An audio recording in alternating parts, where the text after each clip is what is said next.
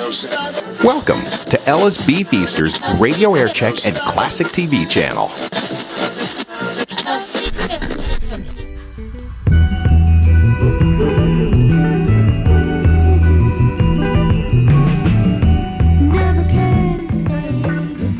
All right, way to go, Michael.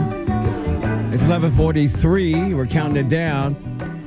We got about 17 minutes left of 98.7 KISS FM. Welcome back to the Weekend Review, the last broadcast for 98.7 KISS FM. As a matter of fact, our good buddy Stephen A. Smith from ESPN Radio will be taking over at midnight, believe it or not. Really? Yeah, he will. No one cares. Wow. That's my man. I love him.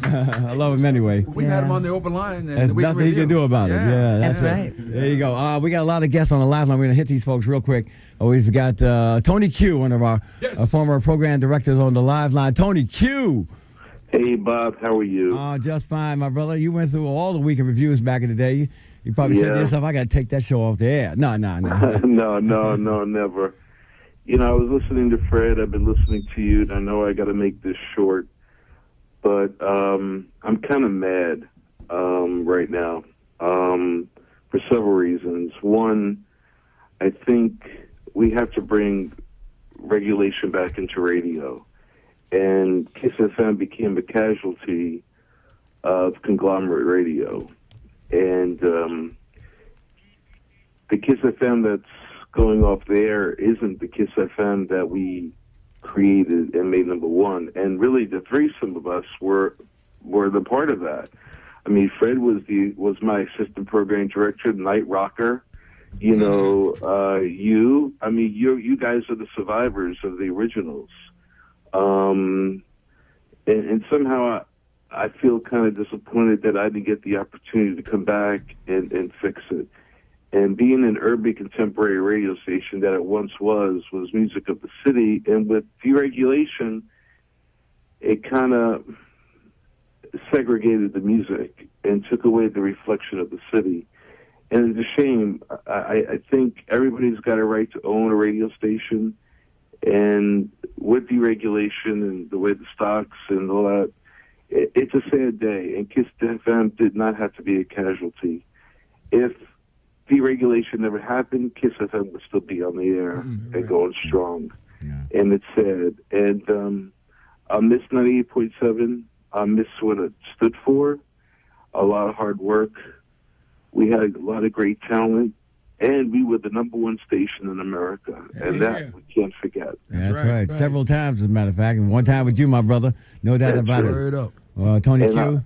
And I'll miss you guys, and you'll always be in my heart. And we'll be around because it's a small world and a big business. Hey. And I'm coming to Delaware from one of those airships on the weekend. I was about to throw my hat in the ring, brother. If I can't land something, I'm going to call you up right now. Wow. You got it. Love you, Tony. Thanks for everything, man. Yeah, bye, baby. All right. Bye-bye. Thank you, Bye. Tony Q. We got Norman on Tony Quarterone. Yeah, Norman Seabrook. Very quickly, Norman Seabrook from Cobra, the Correction Officers Benevolent Association. Go ahead, Norman. Hey, Norm, what's happening? How you doing? Norman's on line 12. Oh, there you get the wrong line. There you go. Brothers. I just want to say real quick, you know, it's like, first of all, it's like sitting up until New Year's come at midnight. Yeah. Right. But, you know, the bottom line to it is that the Correction Officers Benevolent Association has done tremendous amount of money in advertising on KISS FM and on other radio stations throughout the city to keep our names out there. So have the UFT with Mike Mulgrew. So has the TWU with John Samuelson. So has DC 37 with Lillian Roberts.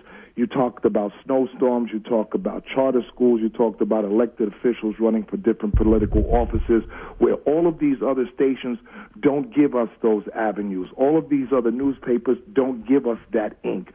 So I understand that the entire organization can't go over to WBLS, but those people that I just named, along with others that put up money for advertisement and things like that, we need to make sure that WBLS understands that the open line and the weekend review, we're asking for one day, comes to the table.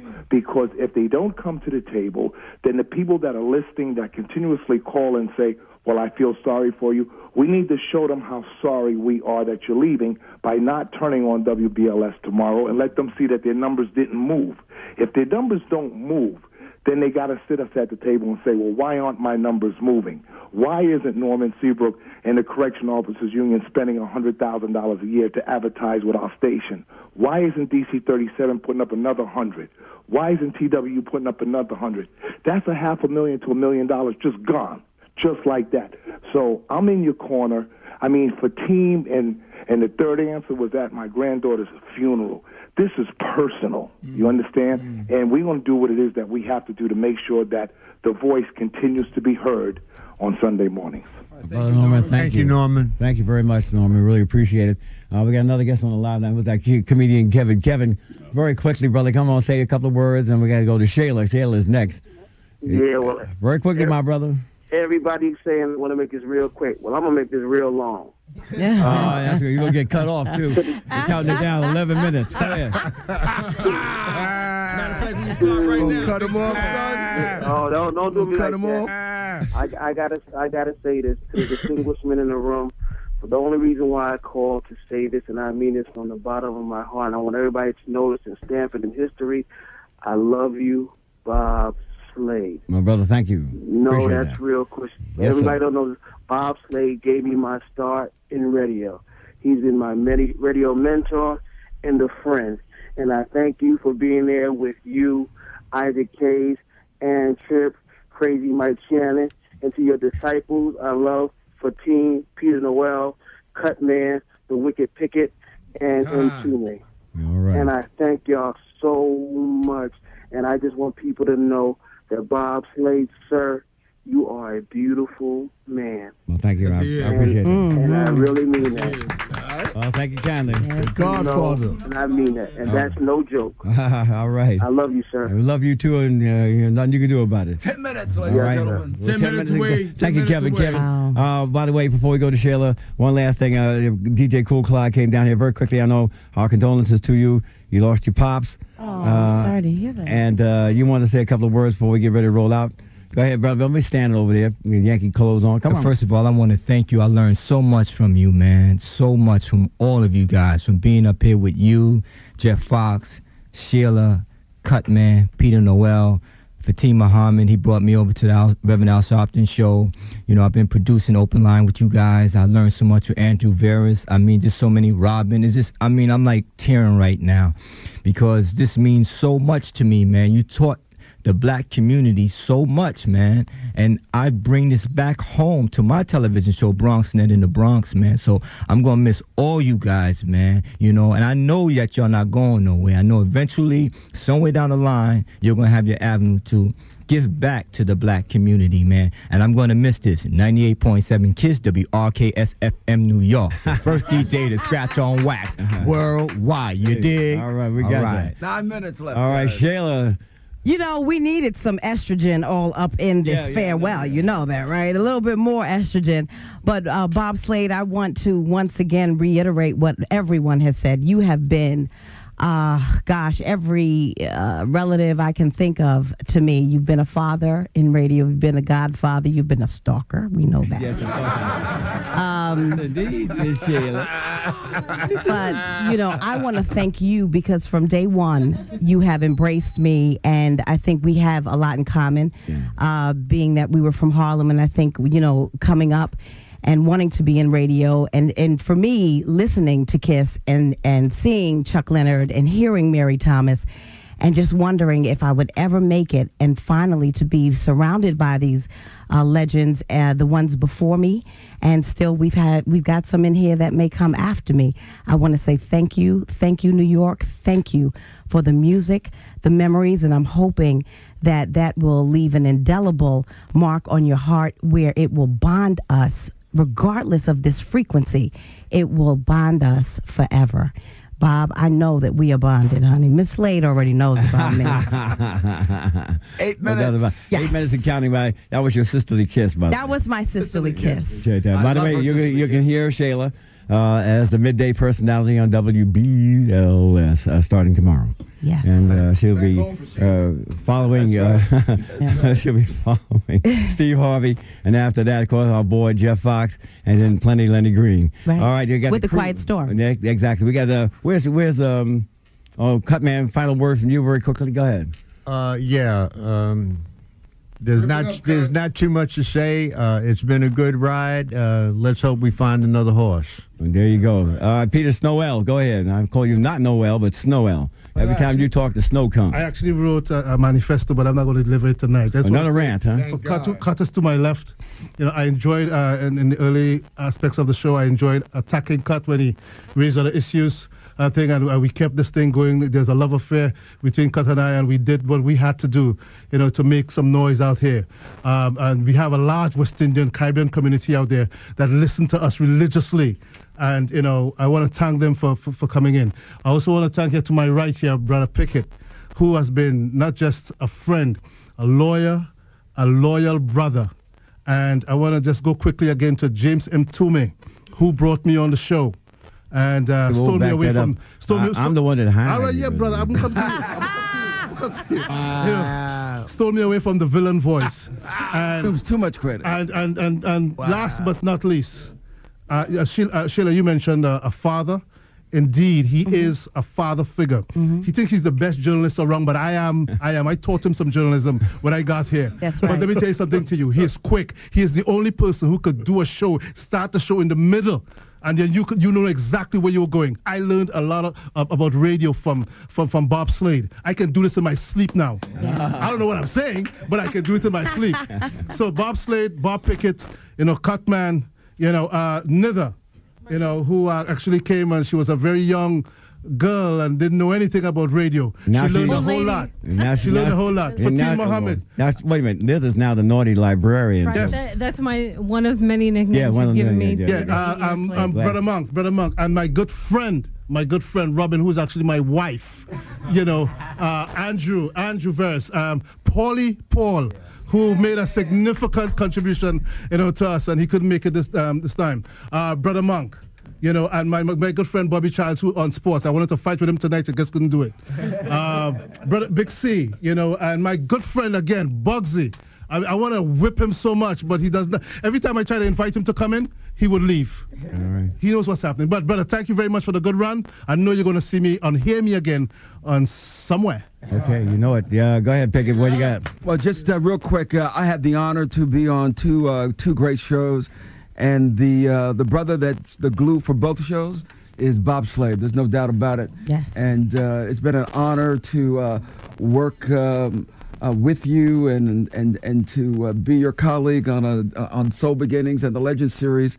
And I will always treasure and honor being able to say that I worked with the great legend himself, Mr. Bob Slade. But let me just say this about these brothers. Let me say this about these brothers. Peter, I love your brilliance and your fearlessness to argue things that sometimes you should not argue. And Cut, you are without question brilliant and on the issues. And I've loved working with you, my brother, and hopefully we can continue to work together. Likewise, Bob. I'm going to miss all you people. No doubt about it. And more importantly, we love all of you out there who allowed us to come into your homes, your living rooms, your cars every week to argue, to discuss issues that were important of the day. Thank you very much. Once again, Pickett, you didn't watch the clock. All right, got 4 minutes to go. Leave my lawyer alone. Big shout to the Bronx. But you remember, Peter took up the clock now. Yeah, no, he was ranting. Let me just say this very quickly as we get ready to lock it out. There are a lot of stuff a lot of things that we still haven't finished. That we got a lot of unfinished business that I've mentioned before. We got the Central Park Jargon situation. That's going on. The charter schools, back to the two black violence. We haven't finished those assignments. We have a lot of unfinished business, but as we say, everything comes to a finish here. But hopefully we'll pick it up and do it at another location. There you go. I want to thank you all very much. Thank the listeners for being with us. We're going to close out with this song. And we thank you all for all your support to 98.7 KISS FM for 30 years. Yes, sir. We love you. Goodbye, everybody. And there's nothing you can do. Both of them at the same time in order for this whole thing to work for the people. Hey, look, nobody's closing me out of my business. Land in peace, love, joy, with that understanding of truly who you are. Instead of brother turning on sister, sister turning on brother. Now how you gonna get it together?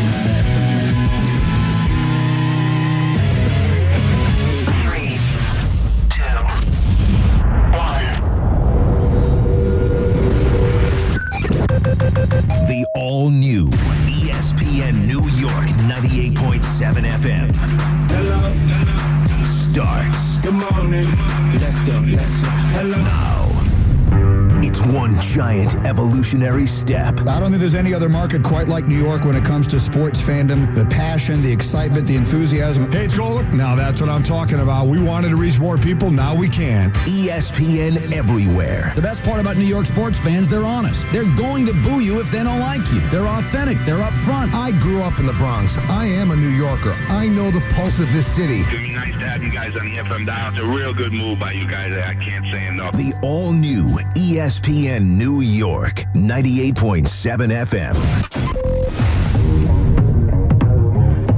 Now, here's Stephen A. Smith on the all-new ESPN New York, 98.7 FM. You heard him. You heard him. Welcome to the all-new ESPN New York, 98.7 FM. It is your boy, Stephen A. Smith, and I can't even tell you how proud I am to be on the airwaves this night. I'm not usually one that wants to work midnight. That's not usually me. I'm usually at a game or something like that, but tonight I could not miss it. It is truly an honor and a privilege to be the first voice right here at the new home for ESPN New York, 98.7 FM. Couldn't be happier. Couldn't be more focused and dedicated to bring you the best sports talk we can possibly bring you. It is something I can promise you on behalf of the ESPN family you can always look forward to. To my friends at 98.7 KISS FM, now collaborating with WBLS, the great Bob Slade, Jeff Fox. So many of you guys have interviewed me over the years. I'm quite sure I'll still be hearing you guys, if not at BLS, somewhere. My heartfelt thanks to you for the 30 years of service that station has given the city of New York. Love y'all dearly. Grew up listening to y'all. But now we are here tonight as ESPN Radio, the new home for ESPN New York, 98.7. And there's a lot of stuff to get into. Number one would be the New York Knicks. Because as we sit here tonight, the New York Knicks, fresh off of getting stomped, beat down, bum rushed, and embarrassed, 100-67, and to be quite honest with you, being due to the fact that I was there at that game, ladies and gentlemen, let me make something very, very clear to you. No matter what you saw on TV, no matter the beatdown that you witnessed, that you thought you witnessed, that the television cameras allowed you to witness, that the radio airwaves allowed you to witness, let me assure you, it was nothing compared to how it looked in person. That was a beatdown of epic proportions. The kind of beatdown that made you sit there and scratch your head and say, my goodness, did they really belong in this game right here? We all know that LeBron James and his Herculean effort is of no surprise. But forgive me if I'm a bit shocked that he outscored all 5 starters for the New York Knicks. 32-30. LeBron James by himself did that. Dwayne Wade showed up and contributed 19 points, but it really wasn't necessary. The New York Knicks committed 24 turnovers. They looked like just a bad version of the Bad News Bears. And that's, again, I'm being kind. And so what you have to ask yourself is that at this moment in time, as we look at these New York Knicks, where do they go from here? And what possible hope do they have to win this series? We try not to engage in hyperbole, and we try to be as honest and respectful as we possibly can, always over the airwaves of ESPN New York. And so in thinking that way and in feeling that way, let me be clear to you about my position, because just so you know, for future reference, I don't wear pom-poms. I'm no cheerleader. I call it like I see it. This is what New Yorkers do. And I'm not about to change for anybody. So let me just give it to you straight. I believe this series is over already. I'm quite sure there are people that will disagree with me. That's fine. You're entitled. 800-919-3776 is the number to call up. That's 800-919-3776. If we're honest with ourselves, this series is over. The question is not whether or not the Knicks have a chance of winning this series. The question is whether or not they have a chance of winning a game. LeBron James is healthy. Dwayne Wade looked healthy. Chris Bosh is healthy. I spoke to all 3 of them after the game. They said they're fine. They said they're fine. Spoke to guys like Mario Chalmers and Udonis Haslam and those boys. They say they're fine. Meanwhile, we don't even know if Tyson Chandler's going to play in Game 2 because he's still struggling with the flu like he was in Game 1, a game that in the aftermath of it all, in hindsight, we believe he should not have played, as awful as he was, 7 turnovers in the game. Iman Shumpert is a rookie. Nevertheless, he's considered one of the better, if not the best, according to some NBA aficionados, the best on-ball defender in the game. He's out. It's gone. It's over. Torn ACL and lateral meniscus. Third quarter, 6 minutes and 4 seconds left. It's when he had that injury occurred. He wasn't even touched. And so what that means is what that leaves you with. What that leaves you with, ladies and gentlemen, understand the magnitude of this. You had to have all hands on deck if you had a snowball's chance, and you know what, of winning this series. Now, your future defensive player of the year, because Tyson Chandler will win that award, is struggling with the flu. You don't even know if he's going to play. Your starting shooting guard, who recently was inserted into the starting lineup and is considered one of the premier defensive players in this game in your backcourt, he's out for the year, next 6 to 9 months to be exact, with a torn ACL and lateral meniscus. And Carmelo Anthony, the star himself, the man who wanted the bright lights of Broadway. 3 of 15 from the field, 11 points, 4 turnovers. The 10 rebounds don't really mean that much because 6 of them were offensive. And all that means to me is that they kept missing shots and he kept grabbing his own misses or somebody else's in the same uniform as his. I'm not buying that. This is really bad, ladies and gentlemen. So if you're the New York Knicks, what do you have to do? If there's any hope, Stephen A., come on, Stephen A., could you help us out, please? I mean, give us some help, will you? Please, please, pretty please, with sugar on top. I know that's what you're saying. I'll tell you where the hope lies. Carmelo's got to average about 35 or 40. What's the chances you think of him doing that? Amari Stoudemire, Mr. $100 million man, is your power forward. 2 for 7 shooting from the field for 9 points in 32 minutes. By the way, did I forget to tell y'all that the 2 field goals that he made was in the first quarter? First 5-6 minutes of the game? That means he went the rest of the game without scoring another point. And he actually went the final 3 quarters attempting only 2 shots. In the midst of a 32-2 run by the Miami Heat, with LeBron James and Dwayne Wade coming at you, with 2 stars on your front line that are getting combined $160 million. I'm sorry, that's what's owed left to them. Actually, it's more like 120 owed to them. But combined, they're signed for $185 million. But we're being technical here. I digress. The point is, these 2 guys, in the midst of a 32-2 run by the Miami Heat, were nowhere to be found.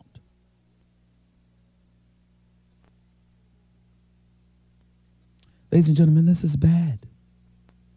It's very, very bad. There's no way around this. And we're not going to sit here and sugarcoat it, and we're not going to lie. But rather than bloviate and go off and just irritate myself even more, rather than you hearing from me, I'll let you hear from them. Listen to Carmelo Anthony talking about Miami's defense and how it wasn't expected. Listen up. Do we have that sound? No, we don't. I apologize. Go ahead. Play that sound for me, sir. All right. 800-919-3776 is the number to call up. That's 800-919-3776. You know, we just have some technical difficulties. We'll get that straightened out for you in a second here. If you look at it right now, Carmelo Anthony and Amari Stoudemire, literally, they've got to come and save the day. They've got to pull it off for you. And contrary to what you may think, I think that's a great thing. It's an absolutely positively fantastic thing. That's what you want. It's what you need. It's not about a championship, ladies and gentlemen. You weren't getting that anyway. This is about finding out who's going to step up and get it done for you. Who's going to find a way to figure it out? It's one thing to lose. It's another thing to get blown out of the building. Embarrassed, beat down. You don't want that.